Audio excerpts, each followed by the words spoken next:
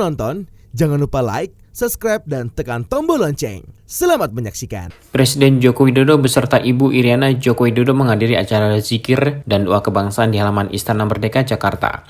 Acara tersebut merupakan bagian dari rangkaian peringatan Hari Ulang Tahun ke-78 Kemerdekaan Republik Indonesia. Dalam upacara tersebut turut hadir Wakil Presiden Maruf Amin, sejumlah menteri, Ketua Umum Majelis Ulama Indonesia Miftahul Ahyar, Ketua Umum Pimpinan Pusat Muhammadiyah Haidar Nasir, Ketua Umum Pengurus Nahdlatul Ulama Yahya Khalil Stakuf, dan Imam Besar Masjid Istiqlal Nasaruddin Umar serta tokoh lintas agama. Dalam sambutannya, Presiden Jokowi menyampaikan bahwa zikir dan doa kebangsaan yang dilaksanakan merupakan bentuk rasa syukur atas anugerah Allah Subhanahu wa Ta'ala sehingga dapat terlepas dari situasi pandemi COVID-19. Pada kesempatan itu, Presiden mengajak seluruh komponen bangsa untuk terus menjaga kerukunan dan persatuan bangsa. Presiden mengatakan kerukunan dan sifat gotong royong yang dimiliki bangsa Indonesia mampu membawa Indonesia mengatasi berbagai tantangan seperti pandemi COVID-19.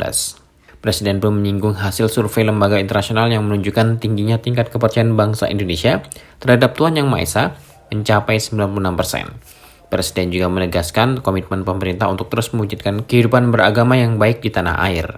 Sungguh tadi sudah disampaikan oleh Bapak Wakil Presiden bahwa anugerah Allah SWT yang luar biasa bahwa kita bisa lepas dari COVID-19. Jangan lupa kita mensyukuri betapa keadaan yang mencekam saat itu, kengerian. Saya sendiri dengan Pak Wakil Presiden, dengan para menteri, nggak bisa bayangkan, ini COVID ini selesai kapan.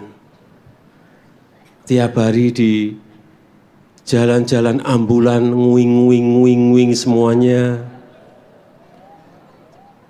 Sudah selesai yang Omikron, ganti yang Delta. Terus nanti ganti apa lagi, kita ini tidak bisa menebak dan hanya bisa ikhtiar dan berserah diri kepada Allah Subhanahu wa Ta'ala. Itu baru diberi virus yang namanya COVID. Sakitnya iya, barangnya nggak kelihatan. Kemudian karena COVID, awal-awal kita belum memperkirakan.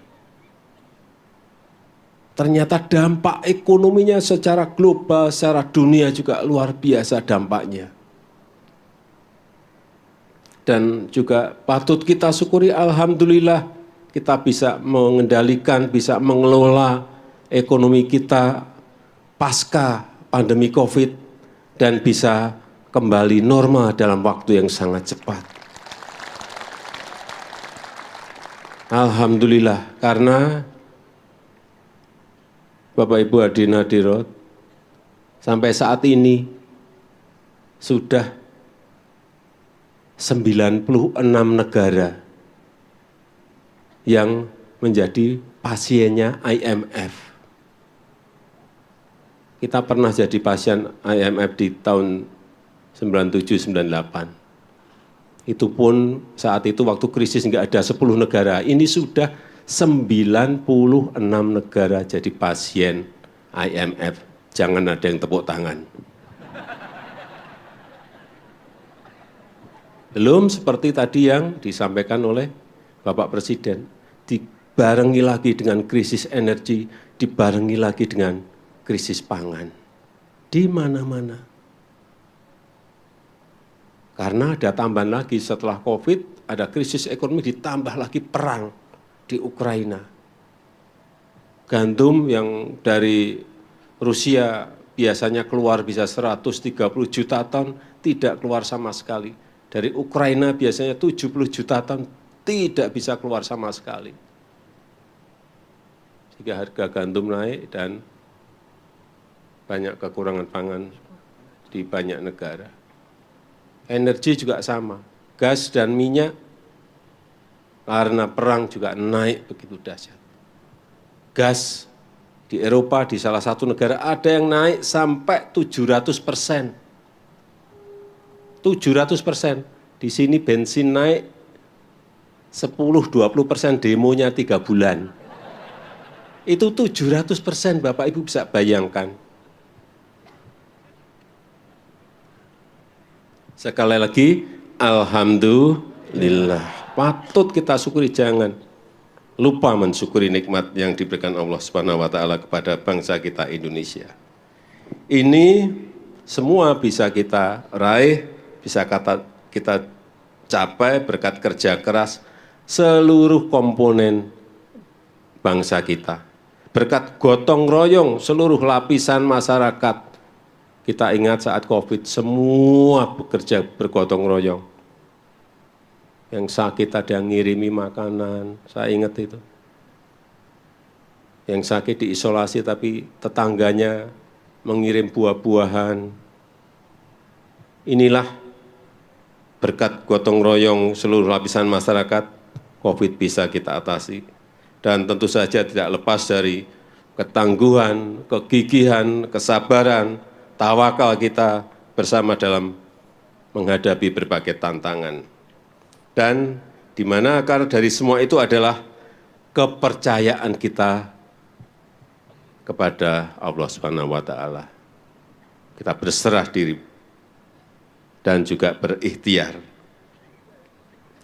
Dan kita juga patut bersyukur. Saya pernah baca ini di sebuah berita. Berdasarkan survei internasional, ini yang survei bukan orang Indonesia, tapi internasional, yang saya baca, 96% masyarakat Indonesia itu percaya kepada Tuhan.